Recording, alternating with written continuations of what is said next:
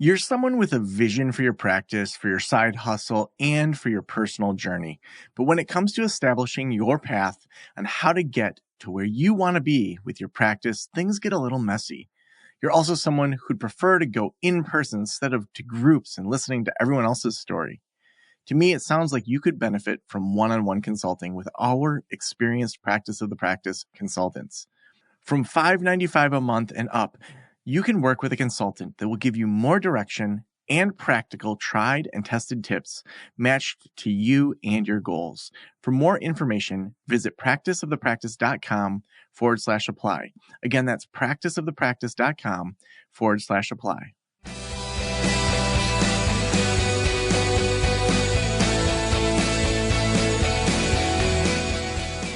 This is the Practice of the Practice podcast with Joe Sanok, session number 1103.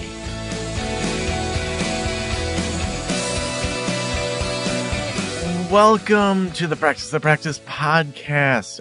We are going to be doing a series between now and the beginning of November, where we are going to be playing all of our Level Up Week trainings that we did in September of 2024. We're going to be talking about from empty to overflowing, talking about your branding, talking about multi-locations, shifting from 1099 to W-2, all sorts of different things during this series. And if you want help from one of our consultants for every single phase of practice, or if you're just not sure where you fit in our memberships versus our consulting, I would love for you to talk with me over at practiceofthepractice.com/apply.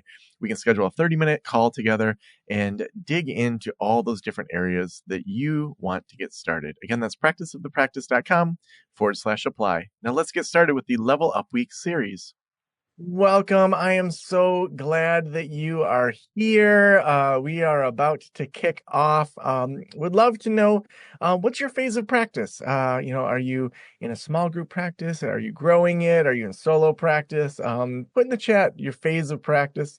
If you want to also share where you live, where you practice, that'd be awesome.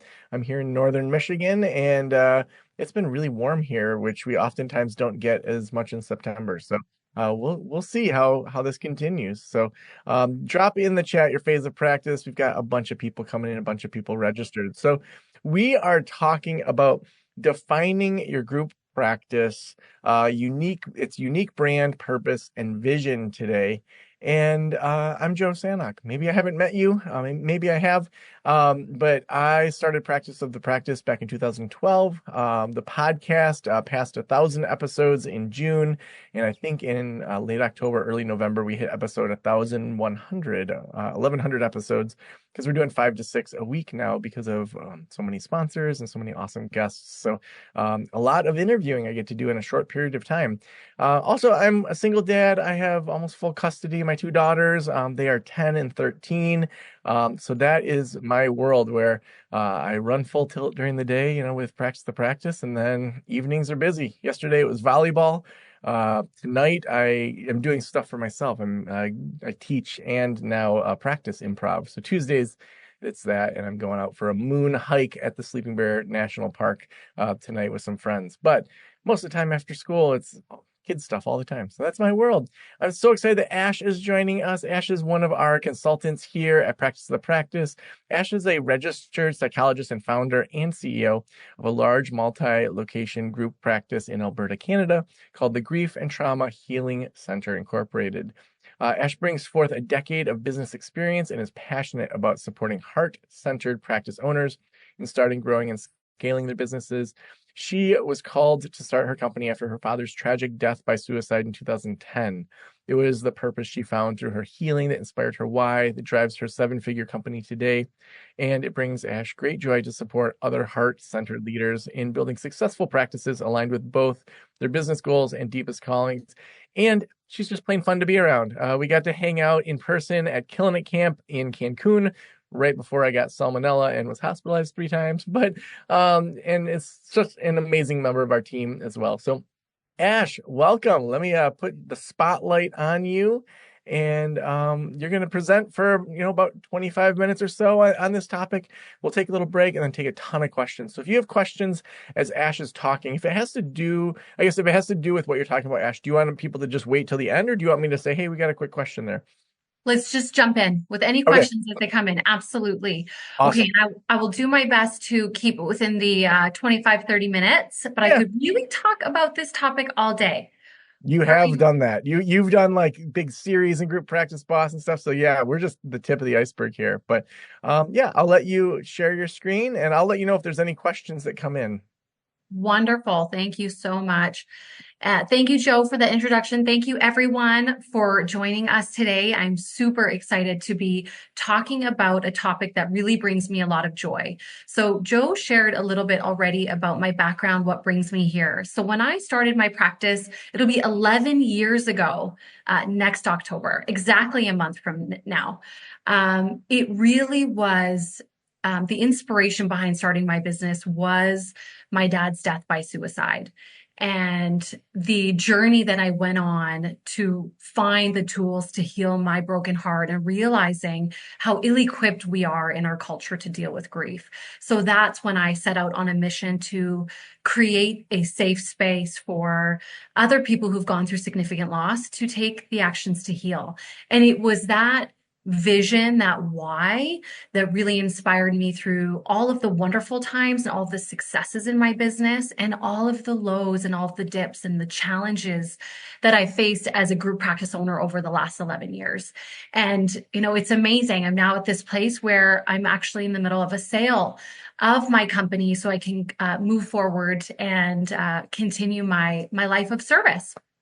Okay, so today we're talking about brand, purpose, vision, mission, values. Anyone that knows me and who has worked with me in the pop community knows that this is something I'm very passionate about. And I actually believe that this is the foundation of our business. We have to be super clear on what does our brand represent, and that sort of extends to our why, our vision, our mission, and our values. So we're going to be talking about that today. So if this is something you haven't spent a lot of time thinking about in your business, I really encourage you to carve out some time and really prioritize this. I thought it'd be great to start with why your brand matters. When we think of a brand, we think of all of the beautiful visuals in a business, right? We think about the company logo and the website design, and we think about the practice name. And sometimes we get so caught up in these details that we don't actually think about the brand on a much deeper level. So our brand is much deeper than the visual identity. That is very important, but it is certainly not everything. Our brand is a direct extension of us, our personality, our approach to service. So we have to really get to know ourselves. What matters to me? Who am I? What is important? What do I stand for? What do I stand against? Why am I in this business? It's also a reflection of your vision, mission, and values, and we're going to break that down today. It impacts the client experience and how they feel when they interact with you. So that is so important. We're in business, we're in the business of serving other people. That experience is going to be felt by our clients. And every aspect of your business communicates a message. So we want to be clear on what is the message that we're communicating. Your brand takes shape the moment you begin interacting with others. So whether we are conscious of it or not, whether we like it or not, people are interacting with our brand the moment they connect with us on the phone, the moment we respond to an email that they've sent to our practice or through the contact page on our website, or through the videos and the messages that we're posting on our Instagram or our Facebook account. It is also your unique value proposition. So you will hear this lots if you are in our pop community. We talk about the UVP. So that's the thing that really makes you stand apart. So in my business, I didn't think about what anybody else was doing. I wasn't worried about, my competition. I knew that there was going to be enough service to go around, enough people to be helped. And what I focused on are the things that were really authentic and meaningful for me.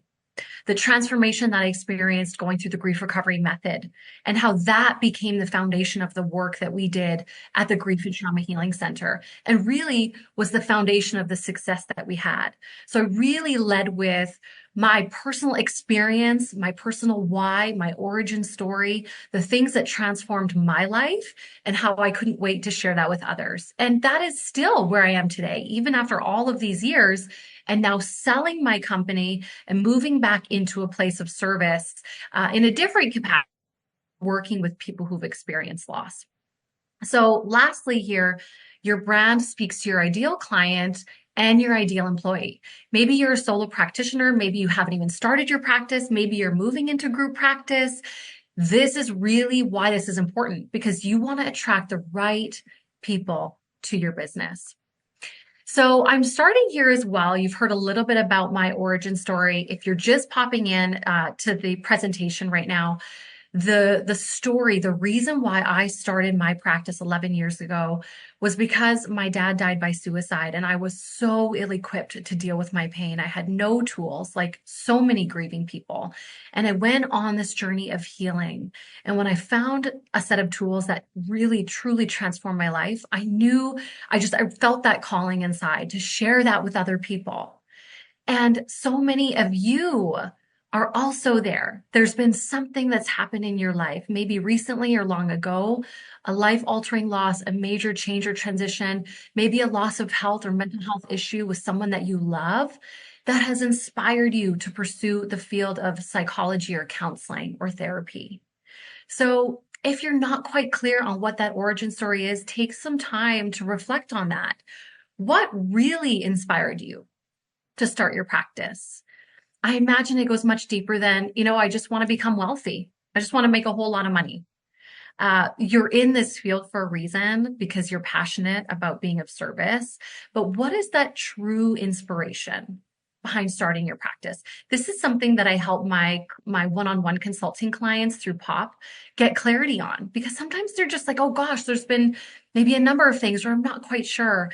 And when we really narrow in on, oh, it was, when my mother was diagnosed with cancer, or it was I had a boyfriend years ago that died in a car accident. There's all sorts of stories that I've heard. And it was that kind of life altering experience that really has inspired them to want to help and serve others. So, what experience has sort of been fundamental in your life and has brought you to this point? What is your reason for existing, right? Your business. Why is that important to you? What is the impact you hope to make through your business?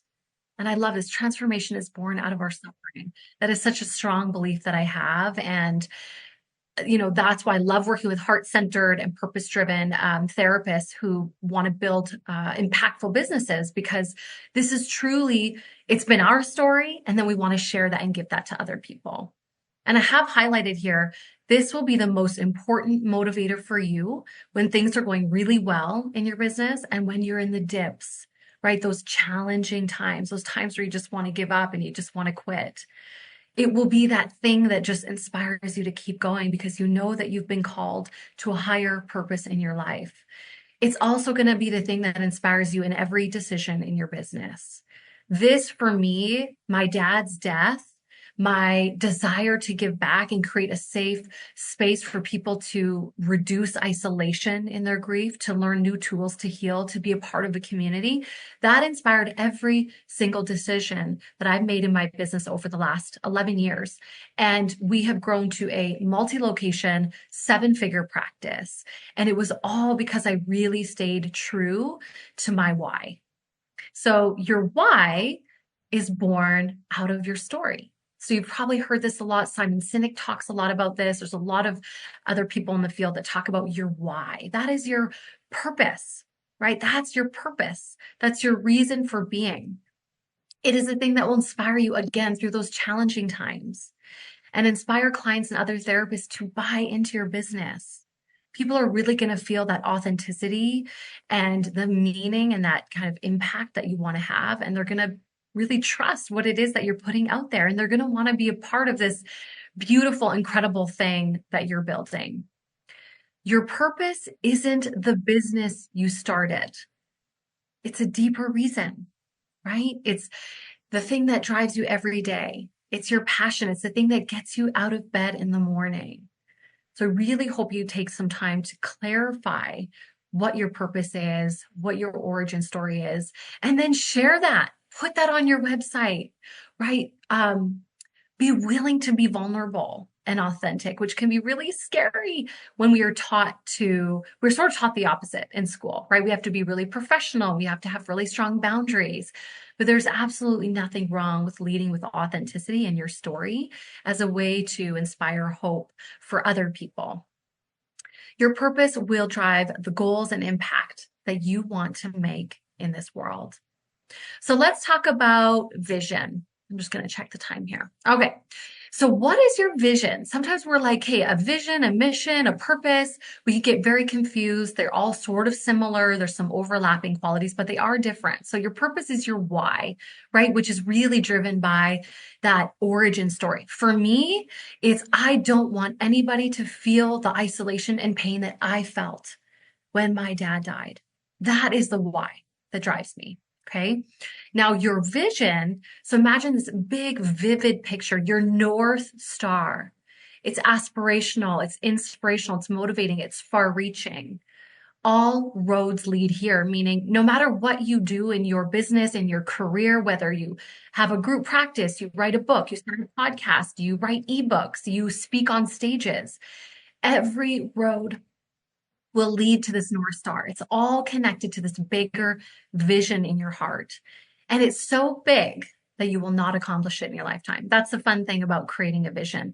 So our vision statement at the Grief and Trauma Healing Center is that everyone will have the tools to heal from loss, and no one will ever grieve alone. So am I going to be able to equip 7 billion people with the tools to heal from loss and minimize and reduce their isolation? Likely not. But if I can make it my vision in life, that everything that I do is to help achieve this vision, that's what I'm going to do. So this is just a very quick, very concrete statement that is clear for not only me, but my clients and our teammates as well. So here are some reflection questions for you to think about when you're looking at, gosh, I'm not sure where to start with my vision. Here are some questions. 10 years from now, what do you want your business to look like? How many employees and locations would you like to have? Who are your ideal clients? What goals will you have accomplished? Right? Do you want to do a TED Talk? Do you want to publish a book? Do you want to start a podcast? What projects will you be working on? What awards have you won? Something I'm so proud of and that I held in my vision for years was to be recognized as a top 40 under 40. And in 2021, I was honored to receive that award for the work that we do in our practice at the Grief and Trauma Healing Center. That was so meaningful for me, for the acknowledgement of the legacy that I have created in honor of my dad's memory. Like that for me is it's just so incredibly meaningful. And it was something that I kind of kept in my vision. What are others in the industry saying about your business, right? Again, that brand, that impact that you want to make. So now thinking about your mission. So vision is that North Star, that really big, vivid picture for your business, for your life. No matter what you do, everything is going to lead to that one vision, where your mission is much more kinds of like hands and feet on the ground. It's the work that you actually do, right? It's who you are. It's sort of the services you offer. It's your approach. It's more of that present moment. So when you think about your practice, if you've started one or you're growing a group practice and you want to get clear, what is our mission? So the mission we came up with for our mission statement is we are stewards who gently guide and journey with people on the pathway to healing, one broken heart at a time. That last piece was really meaningful for me because when I started the Grief and Trauma Healing Center, I made a commitment, just one broken heart at a time, Ashley. I felt terrified, firstly, going into business, but I knew that I just wanted to make an impact. And so as our company grew and we grew over 20 clinicians, it was like, okay, no matter how big we get, no matter how many clients we serve, every single client matters, whether we're serving 5 clients a month or 500 new clients a month or 5,000 new clients a month. It was all focused on every person matters. And this pathway to healing, everything we do is very action oriented. It's evidence based. It's very structured, right? Grief recovery method, EMDR therapy. So that really resonated with us in terms of our approach. So here are some reflection questions for you. Is your mission statement clear and concise? Does it reflect the needs of your clients? Like, do you know who your ideal client is? Do you have a niche that you serve? Or are you more a generalist practice? Is it based on your core specialties and competencies? And does it reflect what you actually do? So again, these are things that I help my clients with when they do one-on-one consulting with me, and something that we help our clients with in the community as well. So your values. So this is so much fun too. Our values are really our guideposts for making decisions. They help us with creating boundaries and expectations. They help us in decision making around hiring a team, around how we work with clients, around decisions that we make. These are the things that you believe in, the things that are really important to you, things that matter most. And usually our values in our business are a reflection of our personal values. So these are the values that we have, and we have descriptions for each one on our website that break down each value. And for me, I'm like, everything that I do, I aim to do it in love. And that's a big part of my faith background as well. So we started with choose love. And so again, we have descriptors, and we have a way to sort of measure how these look in our business and relationships. Choose love, serve humbly, nurture growth, inspire belonging, honor wholeness, give generously. So those were the values that really resonated with me and our team. So when I worked with a business consultant on this about 4 years ago, I did bring this to my team to say, hey, does this resonate? Is this accurate? Do we need to update this? And it was really powerful getting my team involved in really establishing the vision, mission, and values so that they felt a part of that. They felt like they were contributing and that it was actually meaningful for them as well. And then this has helped tremendously in our growth and in our hiring and every decision we make. Like, does this reflect where we're going? Does this reflect our values? Awesome, let's do it. So here are some reflection questions for you. Do your values reflect what actually matters to you? Not what somebody else is doing, not what someone else has told you. It really needs to resonate in your heart. You may have a very fundamentally different practice than me. I'm a very affectionate, heart-centered, lead with love kind of gal, much more clinically focused or much more cognitive in your approach. Awesome. That authenticity is so important because it's going to come across anyway, whether you like it or not. And we better just be true to ourselves because people are going to see right through us if we are not leading with our authenticity. Are these values shared among your employees? Are they clear and specific? Can they help inform decisions in your business? I love this. Your brand is the soul of your business. Lean in. This is so important. There is only one of you, right? You are one of one, just like I'm one of one. So lean into the most authentic version of yourself. And I know this from my own experience, being in business for 11 years and being on this planet for 37 years, that this is where you will find the most flow and peace in your business. Something I ask myself all the time is, does this feel forced, coerced, or manipulated? If it does, it's not right. It doesn't fit. It's not you. If you feel peace in your heart, if you feel flow, if you feel alignment, whatever that experience is as you describe it, that's when you know that you're really in that authentic place. And that can feel really vulnerable, but that is where we build trust. That's where we build connections with clients and the community and other therapists who are going to want to join us in pursuing that bigger purpose and vision. When you connect to your origin story, you create a personal connection to your clients and how you can best help them.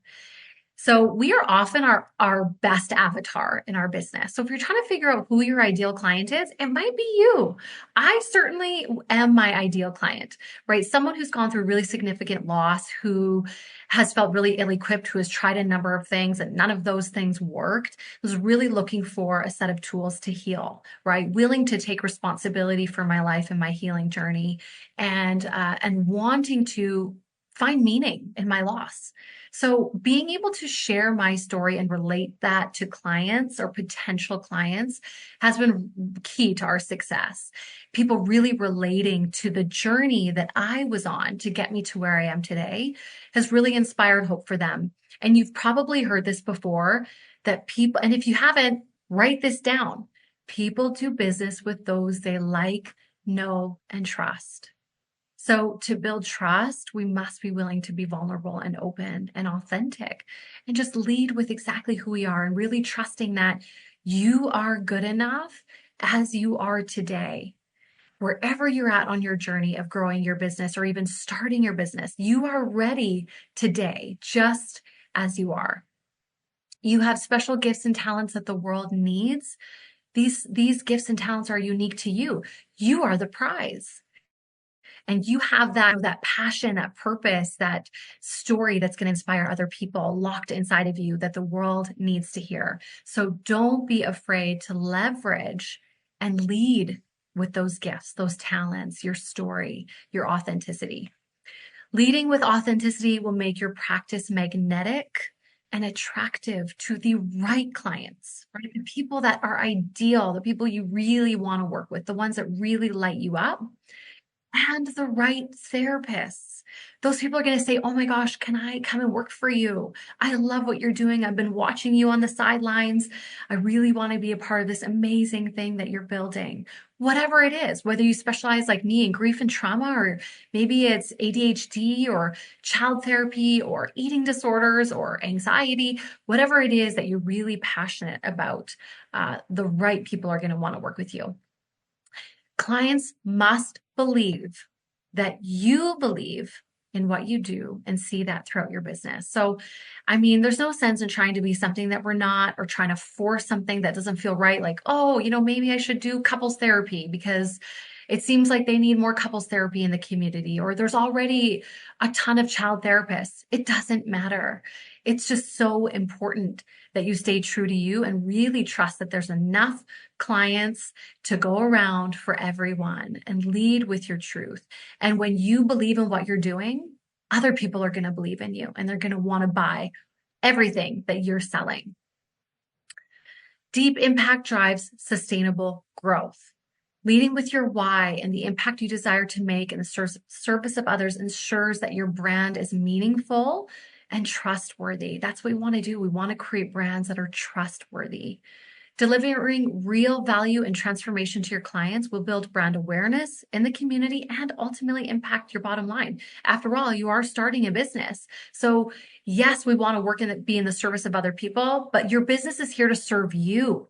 You are not here to serve your business, meaning you're here to also be profitable and make a great living and take the profits because of your risk of starting a business. So remember that we're also here to make money, but that is the result of the impact that you're making always. And building a brand with intention ensures a lasting legacy. Whether you're looking to even start, right? You're looking to start, you want to get started, you're looking to grow, maybe you want to start a group practice, grow your group practice, or like me, you're ready to sell or transition out of your practice in the future. So here are my calls to action before we wrap up today. Do not be afraid to share your story. It's going to be the relatable piece that builds trust and helps clients and therapists to like, know, and trust. This is exactly what I did with my business and I continue to do. And I'm so glad that I did because everything just flowed from there. Lead with authenticity. Be yourself. And don't worry about what anybody else thinks. This is the part of you that other people are going to really connect with. And focus on what matters. You've been uniquely called to serve and make a big impact in this world. So get out there and help as many people as possible. So So, thank you so much.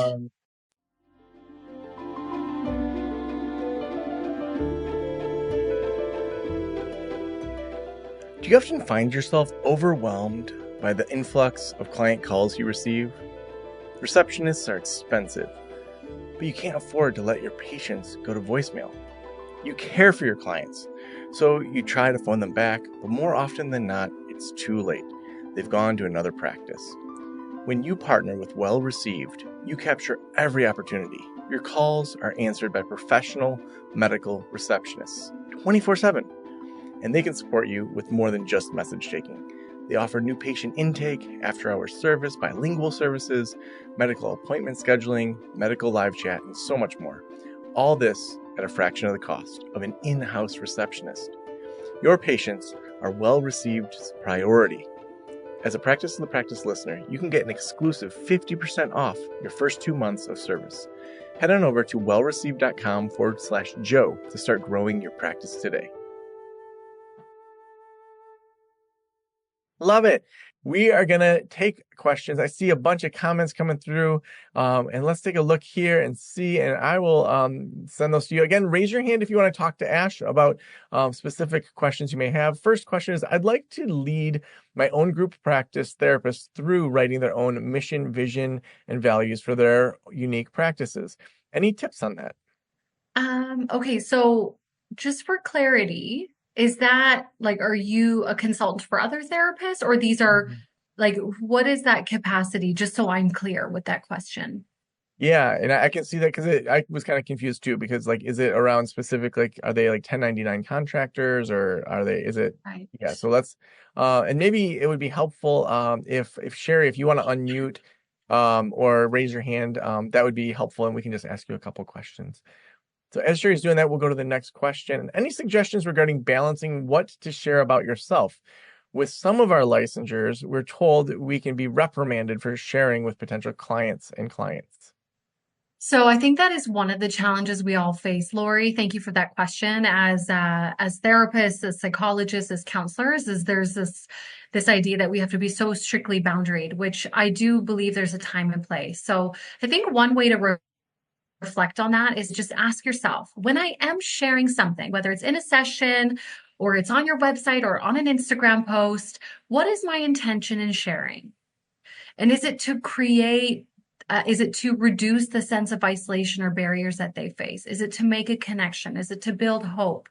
So for me saying, my dad died by suicide and it was a really painful loss experience, that has been really key for building trust with my clients. So they know that they're not alone and I'm actually a human being. Who knew that we are actually people first? So that is just one thing. And I've never, gotten into trouble or had any issues. So just think about your intentionality when you do go to share. I hope that's helpful, Lori. Is very helpful. Yeah. The idea kind of freaks me out a little bit, but at this point in my life, I'm really good about not worrying a whole lot about what other people think. And I like to use humor and be my authentic self in my sessions to connect with folks. So it's figuring out, just like I love seeing the photos behind you. And I thought, I would never do that, so able to just step back and look at that a little bit differently and how to do it. That's exciting and inspiring to me. So thank you. Thank Well, you, I think Lori. that's the value of community too, to say, okay, I'm thinking about sharing this. What do you all think? How would you think through this? What ethical things might I be missing? Like, there's such value in saying those sort of things. And like, I was really like, before I started publicly talking about my divorce, I was really cognizant of thinking through, like, do I want my kids to know this if they ever hear it? Do I want anything out there that I would feel bad that my kids know or that the public knows? And so I started there, but then I asked friends and colleagues, like, what do I need to think about when it comes to my professional image around how much to share, how much not to share? And I think that even though I'm not practicing therapy, it's just smart to have people that you can bounce those things off of. Agreed. Yeah. Yeah. Thank Awesome. you, Thank you for that Lori. question. Gary, yeah, dig in a little bit to us for your question. Hello, thank you. So my model is a little bit different in that the participants in my group practice are contractors, but they're members. They're not W-2s or 1099s. And so I'm very supportive of their individual practices that they bring under the umbrella at our organization. And so I love to do things where I help coach them through their businesses and growing their practices, creating their practices, that kind of thing. So there is a lot of coaching and consulting that's going on. I'm getting people who are just fresh out of the nest and have no clue how to start a business. And so I've got some folks who are in this perfect moment where it would be great to help explain to them this process and how they could do some of this. So I'd love to hear, like, how do you do that in an environment where you're also trying to create a cohesive whole? I would essentially what I walked you through just now, I would walk them through a similar exercise, like, and maybe gather some other tools in terms of just maybe some sentence starters or statement starters. But I would say the best way, Sherry, for you to connect with them is for you to be able to clearly articulate your vision, mission, and yourself. And once you work through that exercise, you will be able to much better support them in creating their own. I would add to that that there may be an opportunity to, start something locally like called a practice accelerator or practice incubator where you meet once a month, and it's not just this, because this is one piece of the pie and you may have 12 months of ideas that if you just met once a month for 60 or 90 minutes, there may be business development grants through your Chamber of Commerce. Oftentimes Rotary clubs can help with that. If you partner with your United Way for as a fiduciary, you can go after nonprofit grants. We actually just did that at the Group Practice Boss Conference we're hosting here in May.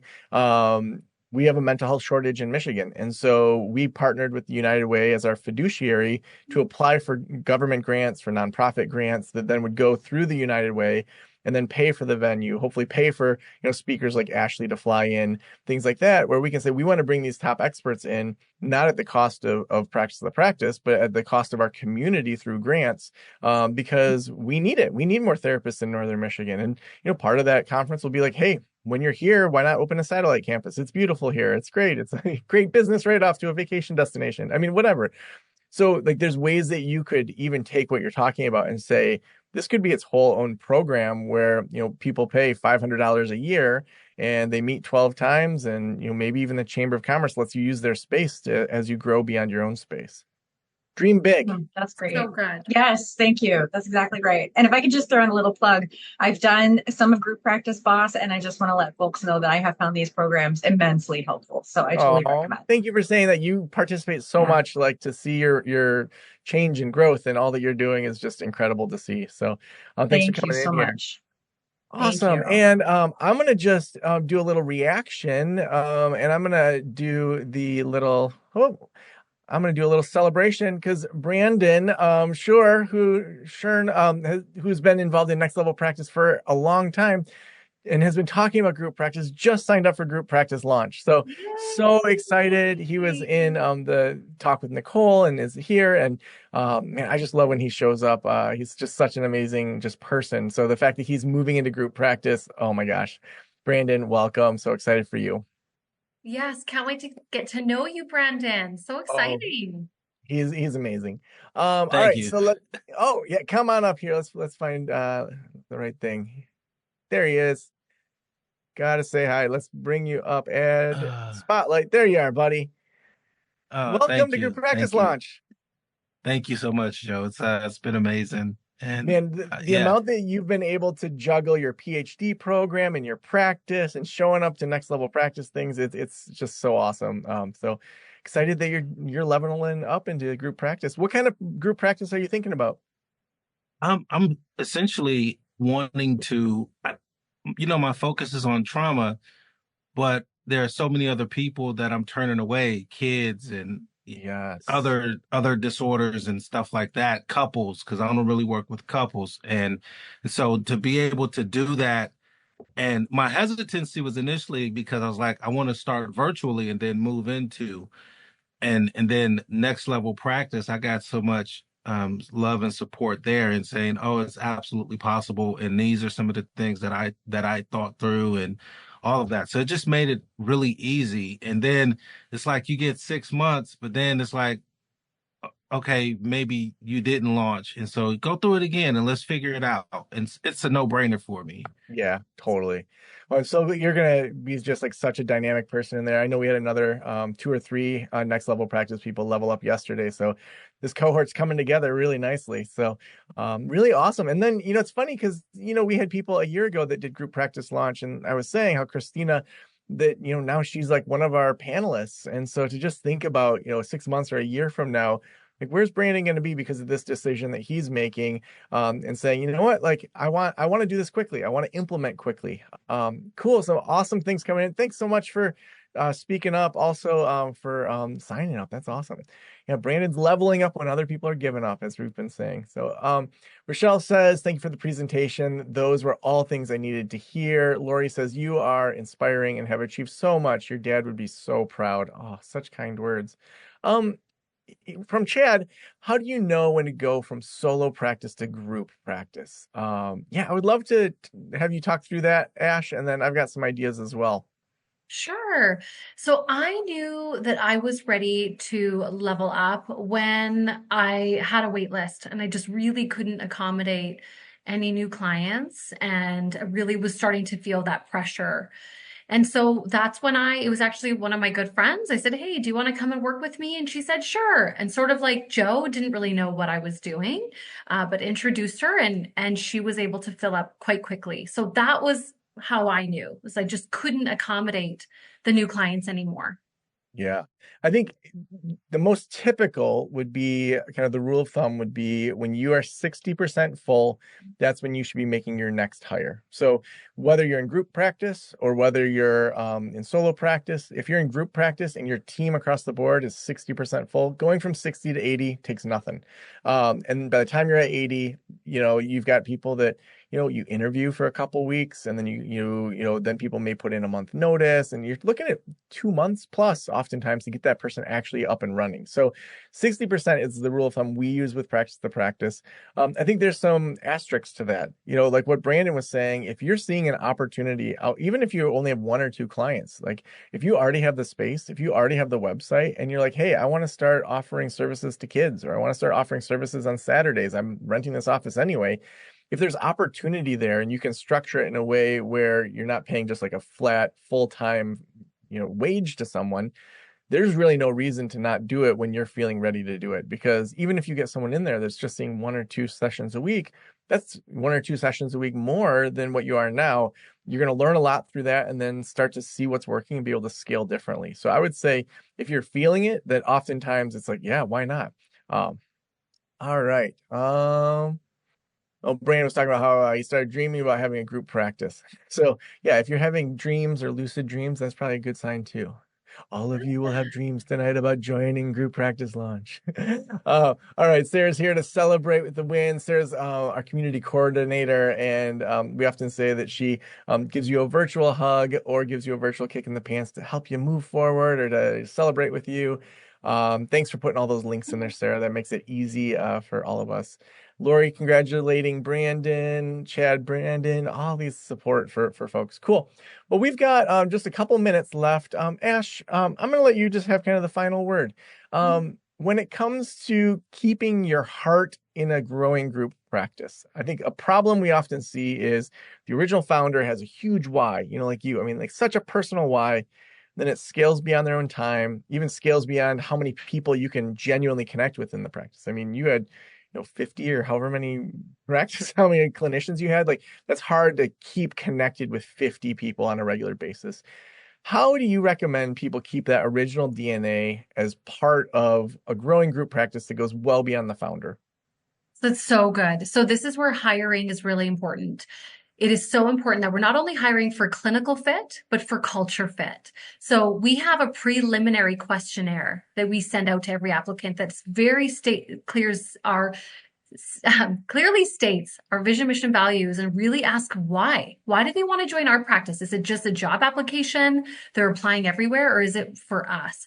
I ask them, what loss experience has inspired you to want to serve other grieving people? So it is a prerequisite to have gone through a significant life event to work on our team. So that is how that DNA is thread through each of us. They are personally connected to the vision, mission, values, but they have their own why. So Gina, for example, she's perfect, our director of people and culture. Her dad died when she was 18. And so her connection to the practice, honestly, is sometimes I feel like even greater than mine on some days. So it's like that is thread through her experience with clients and how she interacts with the team. And so that is how the DNA is thread, is they have a deep connection to the vision, but they have their own why. And it's all very meaningful.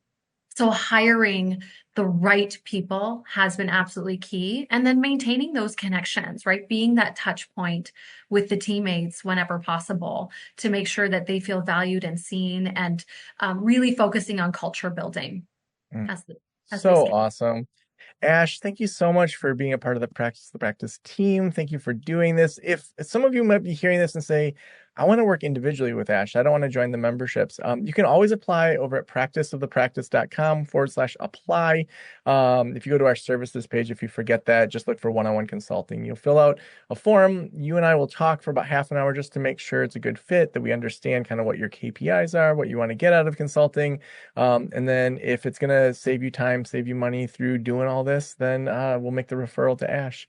If you do want to join group practice launch, again, that's practiceofthepractice.com/GPL door. The doors are open until next week. We are also going to have a bunch of Q&As next week. So if you're on the fence, you're going to get some emails that say, hey, do you still have some questions? We want you to go into these programs fully knowing what you're getting into, having all of your questions answered. We do not, want you to make this rushed decision. That's why we actually have started doing this for an extra week, to give you time to think and process and say, which programs for me? So come hang out in one of those Q&As next week with me. Chad was just had some questions about, I'm not at the 60%, but I kind of want to start a group practice. Yeah, let's spend some time talking about that to make sure that you make a good decision for your business and your finances and your time. Thanks for hanging out with us and letting us into your ears and into your brain. I'll talk to you all soon. Bye. Thanks, everyone.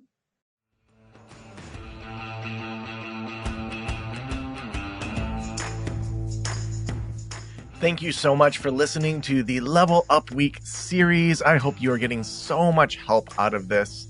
If you need extra help, head on over to practiceofthepractice.com/apply. I would love to spend 30 minutes brainstorming with you as to your phase of practice and helping you determine whether a membership community or consulting is right for you. Again, that's practiceofthepractice.com/apply. And we couldn't do this show without our amazing sponsors. Our sponsor for today's episode is Well Received. Oftentimes, people are calling through all the phone numbers, and if someone answers the phone, those are the clients that actually get in. If you want help getting every single phone call answered 24/7, you need the support of Well Received. They do new client intakes, after-hours services, bilingual support, and so much more. You can get 50% off your first 3 months over at wellreceived.com/Joe to start growing your practice today. Special thanks to the band Silence is Sexy for that intro music, and this podcast is designed to provide accurate and authoritative information in regard to the subject matter covered. It is given with the understanding that neither the host, the producers, the publishers, or guests are rendering legal, accounting, clinical, or other professional information. If you want a professional, you should find one.